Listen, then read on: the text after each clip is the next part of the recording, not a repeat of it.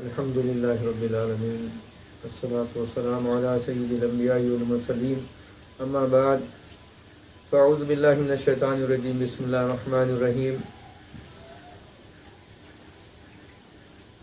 فقال اللہ تبارک و تعالی فی شان حبیبہ ان اللہ وملائکتہ یصلون علی النبی یا ایھا الذین آمنوا صلوا علیہ وسلموا تسلیما اللهم صل على المصطفى حبيب الله سيدنا محمد النبي الأمي وعلى آله وصحبه وبارك وسلم اللهم صل على المصطفى حبيب الله سيدنا محمد النبي الأمي وعلى آله وصحبه وبارك وسلم اللهم صل على المصطفى حبيب الله سيدنا محمد النبي الأمي وعلى آله وصحبه وبارك وسلم تسليما كثيرا كثيرا.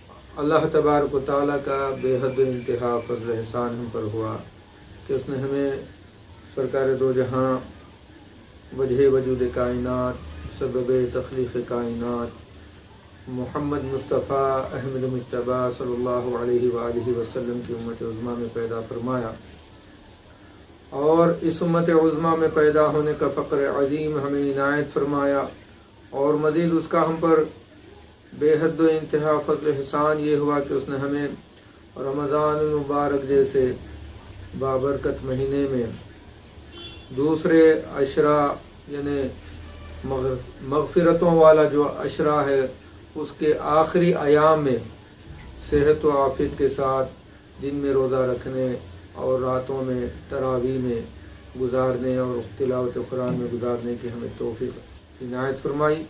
الحمدللہ ثم الحمدللہ. بزرگ دوستو، یہ رمضان المبارک کا درمیانی عشرہ جو کہ دوسرا عشرہ ہے جو اللہ کی جانب سے روزداروں کے حق میں مغفرتوں کے اعلان کا عشرہ ہے، اس کے آخری ایام ہے.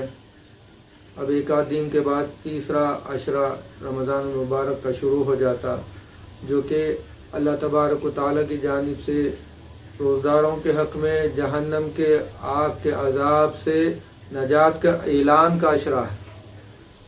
اور یہ عشرہ جو ہے آخری عشرہ اتنا مبارک عشرہ ہے کہ پہلا عشرہ رحمتوں کا، دوسرا عشرہ مغفرتوں کا، پھر تیسرا عشرہ کیا ہے؟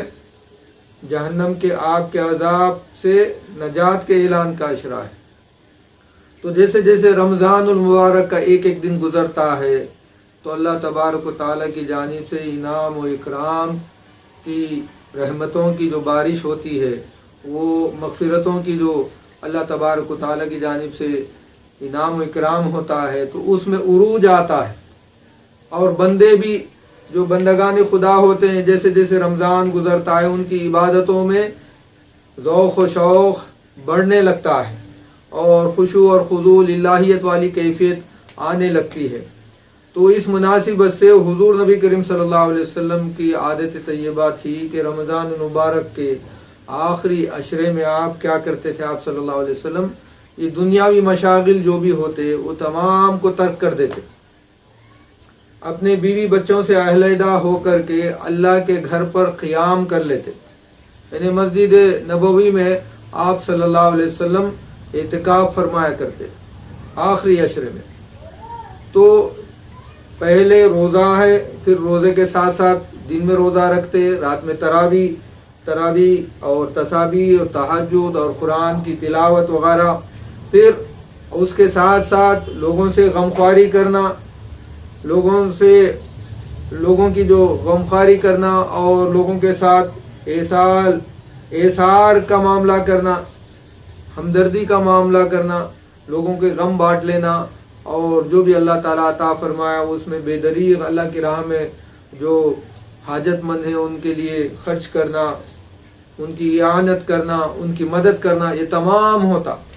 تو حضرت عائشہ صدیقہ رضی اللہ تعالیٰ عنہ فرماتی ہیں کہ رمضان المبارک میں حضور نبی کریم صلی اللہ علیہ وسلم ہواؤں سے بھی زیادہ سخی ہو جاتے. کہ سخی یعنی ہوا کو غور کرو آپ، ہوا کیا کرتی ہے؟ ہر کسی کو، ہر کس ناکس کو چھو لیتی ہے، اس کو فیضیاب کرتی ہے. یہ نہیں دیکھتی کہ غریب ہے کہ امیر ہے اور یہ فقیر ہے کہ بادشاہ ہے. یہ ہوا اس کی تمیز کیے بغیر، اس کا فرق کیے بغیر ہر ایک کو سیراب کرتے جاتی. تو حضور کی مثال حضرت عائشہ صدیقہ رضی اللہ تعالیٰ عنہ فرماتی ہیں کہ وہ ہواؤں سے بھی زیادہ سخی ہو جاتے تھے، کہ اتنا مہربان ہو جاتے تھے بندگان خدا پر کہ بے دریغ ان کی جو بھی اعانت کرنا وہ کرتے تھے. اور جب آخری عشرہ آتا تو تمام معاملات کو ختم کر کے، یعنی جو بھی لوگوں سے جو تعلقات ہیں، بندگان خدا سے تعلقات کو یکلخت ختم کر کے وہ اللہ کے در پہ آ کر کے بیٹھ جاتے.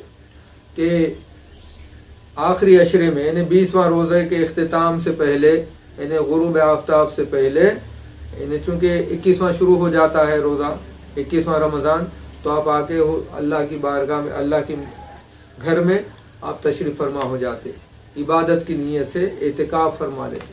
اور جب عید کا چاند دکھتا تو آپ مسجد سے باہر ہوتے تھے. تقریباً 10 دن یا 9 دن حضور نبی کریم صلی اللہ علیہ وسلم آخری عشرے کا اعتکاف فرمایا کرتے تھے. تو اعتکاف کے 3 قسمیں ہیں. کتنی قسمیں ہیں اعتکاف کی؟ 3 ہیں. ایک اعتکاف واجب، اور دوسرا اعتکاف سنت موقدہ کفایہ، یہ دوسرا. اور تیسرے قسم کا جو اعتکاف ہے اس کو اعتکاف مستحب کہتے ہیں. تو 3 طرح کا اعتکاف ہوتا ہے. اس کو بندے جو اعتکاف فرمایا کرتے ہیں تو یہ تینوں قسموں سے کوئی ایک قسم ہوتا ہے. تو پہلے قسم کا جو اعتکاف ہے وہ اعتکاف واجب جو ہے، اگر کوئی بندہ کسی کام کے لیے، کسی حاجت کے لیے، یا اپنی دعا کو قبولیت کے درجے کو پہنچانے کے لیے، اپنی دعا جو کرتا ہے اللہ کی بارگاہ میں اس کو قبول ہونے کے لیے، اگر کوئی یہ منت کر لیا اللہ تعالیٰ سے کہ یا الہ العالمین میرا یہ کام اگر بن گیا یا میری یہ دعا قبول ہو گئی تو میں اتنے دن کا اعتکاف کروں گا. تو وہ کیا ہوگا؟ اگر اس کا کام بن گیا جو منت مانی تھی اللہ تعالیٰ سے، یا دعا قبول ہو گئی جو منت مانی تھی اللہ تعالیٰ سے، تو وہ اس کے لیے اتنے دن کا اعتکاف کرنا واجب ہے. جیسے اس کی شرط پوری ہو گئی، کام پورا ہوگا، دعا قبول ہو گئی، تو وہ بندہ ایک دن کا کم سے کم اعتکاف واجب میں کم سے کم 1 دن کا اعتکاف ہوتا ہے. اس سے کم کا اعتکاف نہیں ہو سکتا. تو کم سے کم 1 دن ہوتا ہے اعتکاف، اور زیادہ سے زیادہ آپ جتنی اس کی استطاعت ہے اس حساب سے وہ اعتکاف کی نیت کر لے سکتا ہے، اعتکاف کی منت مان سکتا ہے اللہ تعالیٰ سے. تو اس کے لیے روزہ شرط ہے اعتکاف واجب کے لیے.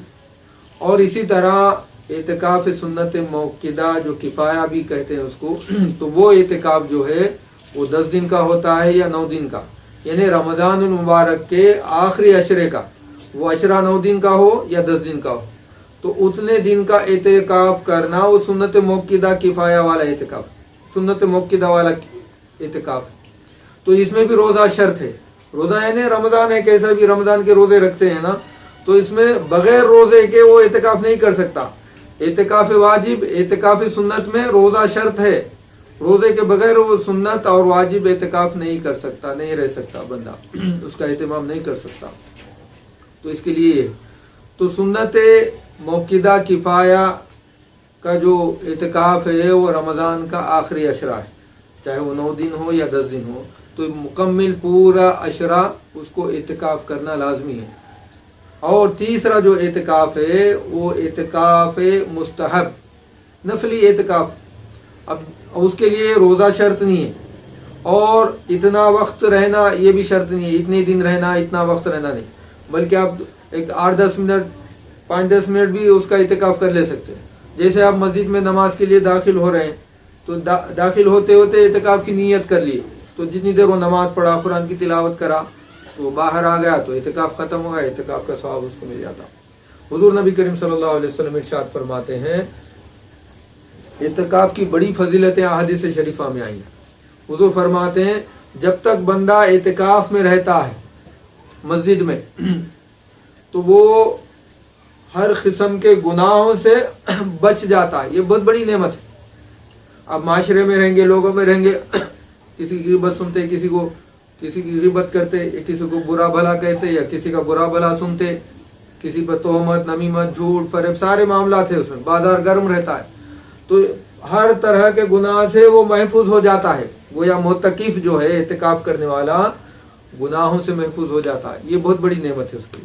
اور حضور نبی کریم صلی اللہ علیہ وسلم نے ارشاد فرمایا، جس کا مفہوم ہے کہ معتکف جو ہے جب تک وہ اعتکاف میں رہا وہ تمام اوقات گویا اس نے نیکیاں کمائیں، پورے اوقات جتنا بھی وہ اعتکاف میں گزارا وہ تمام نیکیاں کرنے والا بن گیا وہ اوقات میں ہو.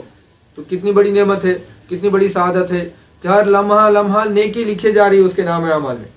لمحہ لمحہ وہ نیکیوں میں ازدیاد ہوتے جا رہا ہے اس کے.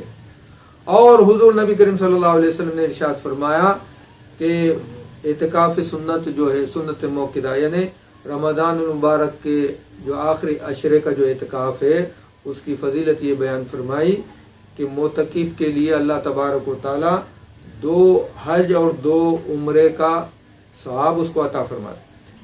جو بندہ آخری عشرے رمضان کا اعتکاف کر لیا تو بندہ گویا 2 حج اور 2 عمرہ ادا کر لیا.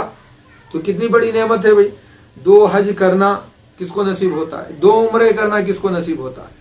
تو 10 دن محنت کر لیا، تھوڑا اپنے نفس کو، اس کی خواہشات کو روک لیا تو کتنا اس کو جزا مل جاتی ہے، آپ غور کرو. تو اتنی بڑی نعمت ہے. تو بزرگو دوستو، اعتکاف جو اللہ تبارک و تعالی نے وہ جو عبادت ہم کو عطا فرمائے حضور نبی کریم صلی اللہ علیہ وسلم کے ذریعے سے، اتنی بڑی بہترین عبادت ہے کہ اعتکاف کے دوران بندہ کیا کرتا ہے، مسجد میں جب معتکف ہوتا ہے تو گویا تمام دنیا سے اپنے آپ کو کاٹ لیتا، الگ تھلگ ہو جاتا ہے، رشتے ناتوں سے تمام سے الگ ہو. بیوی بچوں کی ذمہ داریاں ہیں، ماں باپ کی ذمہ داریاں ہیں، تمام سے کاروبار ہے، تجارت ہے، ملازمت ہے، یہ بھاگ دوڑ ہے، یہ تمام چیزوں سے یک لخت الگ تھلگ ہو کر کے اللہ کے در پر جم جاتا ہے اور یہ اظہار کرتا ہے حالاً کہ مولا تعالیٰ عملاً، مولا تعالیٰ میں تیرا ہوں، تیرے در کا ہوں، تیرے در کو تھام لے کر کے بیٹھ گیا میں. تو کتنی بڑی نعمت ہے بندے کے لیے. ایک بہترین عبادت اللہ تبارک و تعالیٰ نے حضور کے اسوہ حسنہ سے ہم کو عطا فرمایا کہ حضور نبی کریم صلی اللہ علیہ وسلم کے اسوہ حسنہ سے ہم کو اعتکاف کرنا اللہ تعالیٰ عطا فرما دی. عبادت اتنی بہترین عبادت ہے. سمجھ میں آ رہی نا بات. تو معتکف کیا کرتا ہے، ہر برائی سے بچ جاتا ہے. اور کیا کرتا ہے، جتنا اوقات مسجد میں گزارتا ہے وہ نیکیاں کرتے جا رہا ہے گویا وہ. اور 2 حج اور عمرہ، خصوصاً رمضان کے آخری عشرے کا جو اعتکاف کرتا ہے، سنت موقدہ کا اہتمام کرتا ہے، تو 2 حج اور 2 عمرے کا ثواب ملتا ہے. کتنی بڑی نعمت ہے. تو اس سے محروم نہیں ہونا. اور یہ سنت موقدہ کفایہ بھی ہے یہ اعتکاف. اگر بستی کی مسجد میں اگر ایک بھی بندہ اگر اعتکاف نہیں کرتا یہ آخری عشرے کا رمضان کا، تو اللہ تعالیٰ کی بارگاہ میں کل حشر میں ان سے مواخذہ کیا جائے گا. اللہ تعالیٰ ان سے پرسش فرمائیں گے کیوں نہیں کیے تم اعتکاف. کیونکہ حضور کی عادت طیبہ تھی. سنت موقدہ وہ عمل ہے حضور کا کہ جو کہ حضور نے ہمیشہ اس پر عمل پیرا ہوئے، ہمیشہ عمل کیے، کبھی ناغہ نہیں کیے. اس کو سنت موقدہ کہتے ہیں. اور سنت غیر موقدہ وہ حضور کا عمل ہے، سنت ہے جو کبھی حضور کبھی کبھی چھوڑے بھی ہیں. تو سنت موقدہ ہے یہ عمل اور کفایہ ہے. اگر بستی میں سے ایک آدھ اگر مسجد میں بیٹھ کر کے اعتکاف کر لیا تو تمام بستی اس عمل سے بری ہو جاتی ہے. اگر کسی حالات کی وجہ سے، مجبوری کی بنا سے نہیں رہ سک رہے ہیں، اعتکاف نہیں کر سک رہے ہیں، تو ان سے مواخذہ نہیں کیا جائے گا. یعنی اس کو دوسروں کو ثواب تو نہیں ملتا لیکن پرسش کے وہ جو مجرم نہیں ٹھہرائے جاتے. اب تم نہیں کرے، تم نقصان اٹھانے والے بن گئے. جو کیا جو فائدے میں آ گیا. سمجھ میں آ رہی نا بات.